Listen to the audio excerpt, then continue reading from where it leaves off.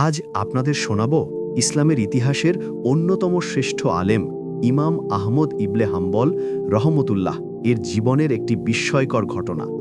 এই ঘটনাটি আমাদের শেখায় যে ইস্তেগফার বা আল্লাহর কাছে ক্ষমা চাওয়ার শক্তি কতটা প্রবল হতে পারে। ঘটনাটি ইমাম আহমদ ইবনে হাম্বল রাহমতুল্লাহ এর বৃদ্ধ বয়সের। একদিন তিনি কোনো এক প্রয়োজনে এক ভিন দেশে সফরে বের হলেন। রাত হয়ে গেলে তিনি অচেনা এক শহরের মসজিদে মাগরিব ও এশার নামাজ আদায় করলেন। যেহেতু শহরে তার পরিচিত কেউ ছিল না, তাই তিনি সিদ্ধান্ত নিলেন রাতটা মসজিদেই কাটিয়ে দেবেন।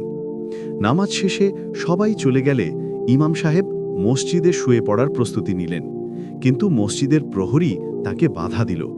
প্রহরী ইমাম আহম্মদকে চিনত না। ইমাম সাহেব তাকে বিনীতভাবে অনুরোধ করলেন, আমি একজন মুসাফির, আমাকে শুধু রাতটুকু এখানে থাকতে দাও। কিন্তু প্রহরী কোনো মতেই রাজি হল না। সেই ইমাম সাহেবকে মসজিদের বাইরে বের করে দরজা লাগিয়ে দিল। ইমাম আহম্মদ তখন মসজিদের সিঁড়িতেই শুয়ে পড়ার চেষ্টা করলেন, কিন্তু সেই কঠোর প্রহরী সেখান থেকেও তাকে টেনে হিঁচড়ে নামিয়ে দিল। ইমাম আহম্মদ তার পরিচয় দিলেন না। তিনি চুপচাপ আল্লাহর ফায়সালার অপেক্ষা করতে লাগলেন। ঠিক সেই সময় পাশ দিয়ে যাচ্ছিলেন এক রুটিওয়ালা। সে দেখল এক বৃদ্ধ মানুষকে মসজিদ থেকে বের করে দেওয়া হচ্ছে। লোকটির মায়া হলো। সে এগিয়ে এসে বলল, হে সম্মানিত ব্যক্তি, আপনার যদি থাকার জায়গার সমস্যা হয় তবে আপনি আমার বাড়িতে রাত কাটাতে পারেন। আমার ঘর ছোট, কিন্তু মেহমানদারির কমতি হবে না। ইমাম আহমদ রাজি হলেন এবং রুটিওয়ালার সাথে তার বাড়িতে গেলেন। রুটিওয়ালা ইমাম সাহেবকে বিশ্রামের ব্যবস্থা করে দিলেন এবং নিজে রাতের রুটি তৈরির কাজে লেগে গেলেন। ইমাম আহমদ শুয়ে শুয়ে লক্ষ্য করলেন এক অদ্ভুত দৃশ্য। রুটিওয়ালা আটা ছানছেন, খামির তৈরি করছেন আর আগুনের চুল্লিতে রুটি দিচ্ছেন, কিন্তু তার কাজের প্রতিটা নড়াচড়ার সাথে সাথে সে বিড়বিড় করে কিছু একটা পড়ছে। ইমাম আহমদ কান পেতে শুনলেন রুটিওয়ালা সারাক্ষণ পড়ছেন আস্তাগফিরুল্লাহ, আস্তাগফিরুল্লাহ।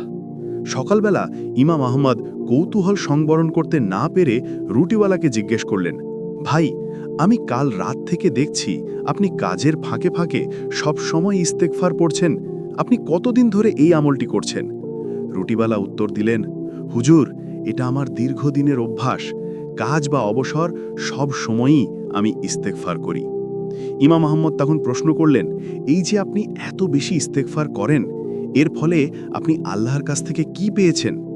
রুটিওয়ালা মুচকি হেসে বললেন, আল্লাহর কসম, এই ইস্তেগফারের বরকতে আমি আল্লাহর কাছে যা চেয়েছি আল্লাহ আমার সেই দোয়াই কবুল করেছেন।